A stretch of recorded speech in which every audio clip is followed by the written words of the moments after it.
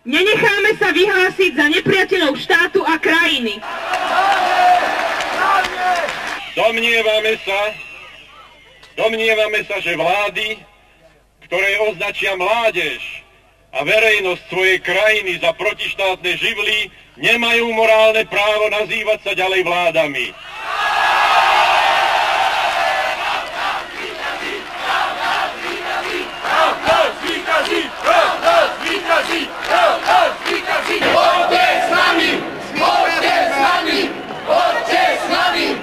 Filmoví a televízni dokumentaristi zaznamenávali priebeh udalostí, ale verejnosť dostávala iba cenzurované správy tohto typu.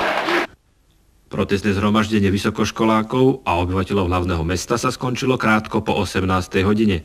Účastníci sa pokojne rozišli a krátko na to sa obnovila v tejto časti mesta premávka. V týchto chvíľach vládne vo všetkých častiach Bratislavy kľud.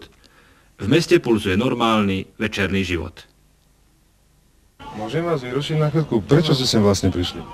Do televízie nič nepoviem, kým nebudete mať bezcenzurované vysielanie.